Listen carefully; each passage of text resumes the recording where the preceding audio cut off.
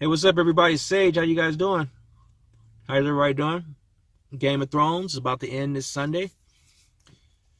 They already got a petition going. Almost 1 million people have signed it to remake this season because it's been that bad.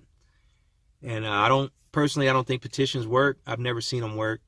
And also, HBO spent over $100 million to produce this season. I don't know why. I mean, looking at how cheesy it's been. But they're obviously not going to redo, they already spent $100 million. They're not going to spend another $100 million to make the fans happy. So it is what it is. We got to live with this horrible outcome of a season. It's probably been the biggest train wreck, the most colossal failure of any TV franchise in the history of mankind. Worse than anything that we've ever seen before. This season is just, it's going to come to an end on this Sunday, and if the spoilers are correct, man, if the spoilers are correct, and I think they are because they've been correct all season, just to show how inept the producers are, that they let the whole entire season leak before it even aired. So we all know what's going to happen, and I think you guys know because you looked at the spoilers. It's literally it's literally like a nuclear bomb of bad, like the biggest bomb in the world of horribleness and badness and letdown that you can think of. I can't even think of words to describe. I'm usually good with words, but that's how bad this season has been. So let me go through some of the things that made me, as a casual viewer, I'm looking at the screen going, that don't make no sense. That's stupid. I'll go through a few. Okay. So Arya, in episode 4, she's traveling down to King's Landing with the Hound to kill Cersei.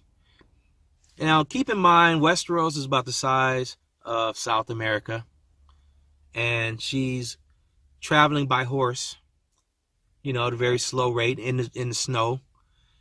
She travels all the way from the top of Westeros, where the North are at, Winterfell or whatever it's called, all the way down to the bottom, to King's Landing. She goes through the city. She goes through the Red Keep. She enters the castle somehow with the Hound. She goes all the way up to where Cersei is. Cersei's behind one door. She's standing on the other side of the door. The Hound looks at her and says, "You know what? I don't think you should kill her. You should go back." And then she says, "Okay, you're right." And she leaves.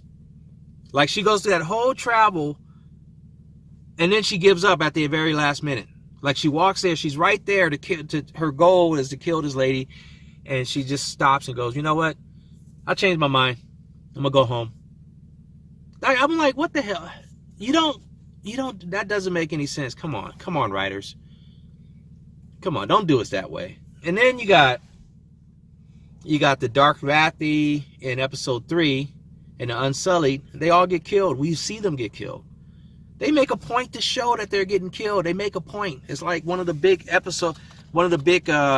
scenes showing all these people getting killed. And then in episode 5, you got the Gold Company. And then before you know it, all these Dothraki, who are all supposed to be dead, the whole company's dead, they're all riding into King's Landing, doing their little chant, or whatever they do. They're doing their little chant with their little swords, screaming a lulu. Where did they come from? And the Unsullied, they're all these people who should have been dead. They're all alive magically. You can't kill them in one episode, and then 2 episodes later, they're back at full strength. Come on, man. This is just like, it's just going on and on. The dragon fire, right? I forgot what season it was, but the blue dragon, he becomes a dragon, right? The dragon, he dies, and he becomes like a blue dragon from the Night King. So then they show him like burning down the wall and all the ice on the walls, exploding and all that stuff. But then in episode 3, you show the same dragon chasing Jon Snow through the city, right? He's chasing him down. It's like Coyote and the Roadrunner, or one of those cartoons. They're just running through the city and he's chasing them. and Jon Snow is hiding behind these like almost pebbles, like they could barely hide his silhouette, can barely frame his silhouette, and you got the dragon on the other side of these like little pebbles, and he's blowing his fire at Jon Snow, and it's not doing anything. It's not melting the rocks. It's not burning Jon Snow's hair. It's nothing. It's like these little rocks that are protecting him is keeping him alive. But then you jump to episode 5, and you got a dragon who's basically destroying entire castles and buildings and making rocks explode with his dragon fire. So the dragon fire works when you want to destroy King's Landing, but it doesn't work when you're trying to kill Jon Snow. Come on, man. You can't dragon fire don't work good in one episode, then another episode doesn't work good, and then it works good after that. You got to be consistent with the dragon fire, man. Come on, producers. And then let's say, what about the scorpion? That's the little bow and arrow giant thing that killed the dragons.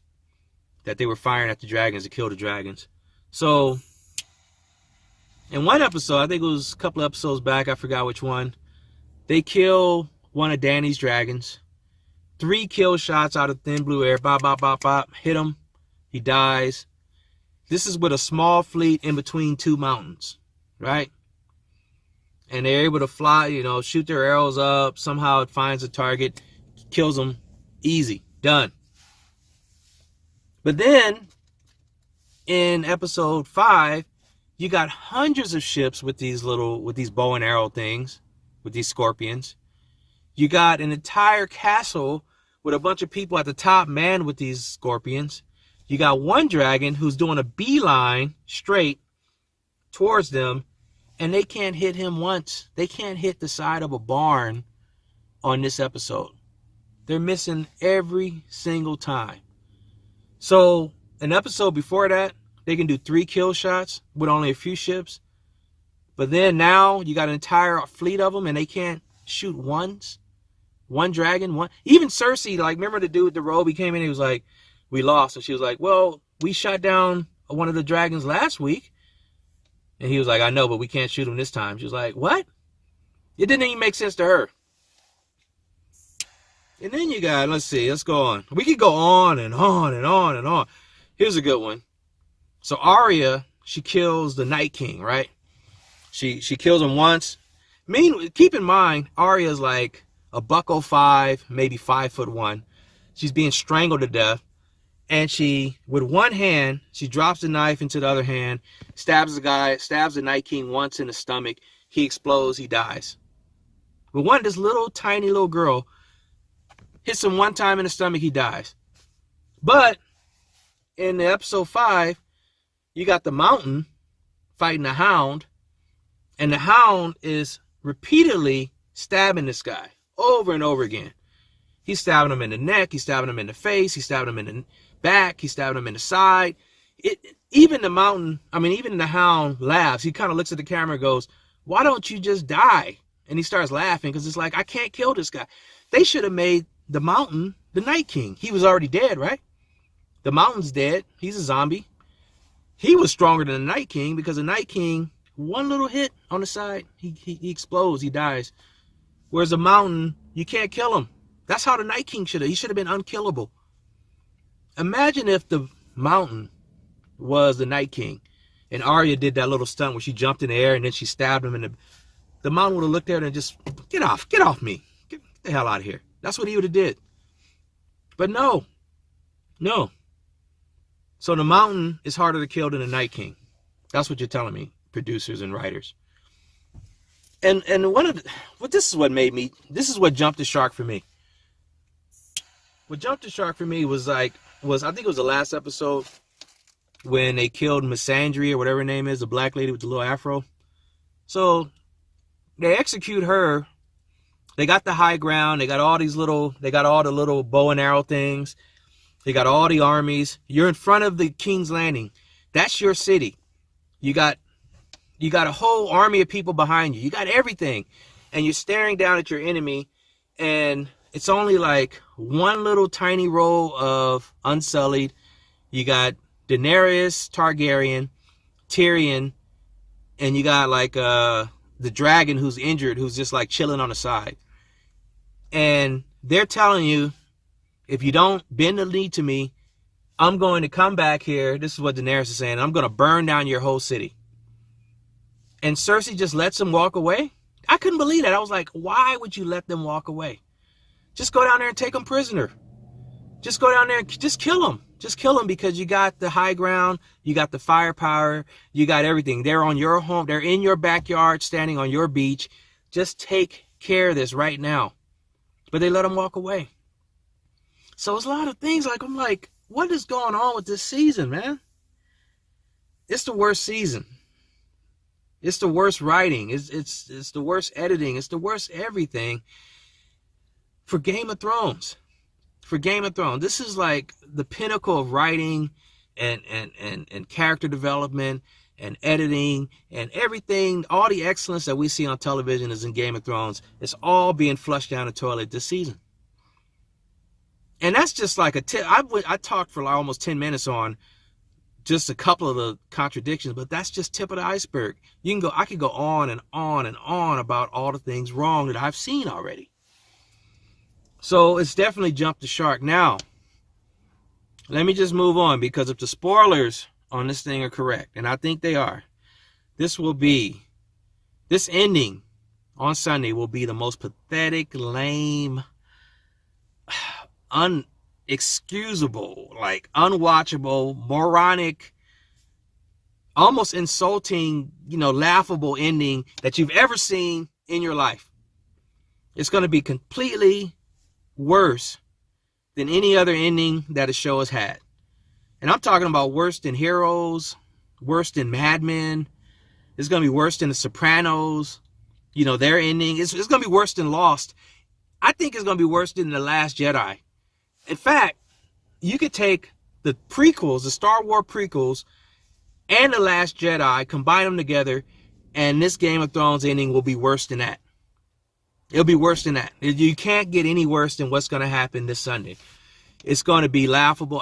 I can't wait to see it, because I'm going to make a video. I'm going to respond to it, because it's going to be unbelievable what happens if the spoilers are true, and no one's going to be able to just sit through it like quietly and not express some type of frustration or anger, or want to at least go on YouTube to see if someone agrees with them.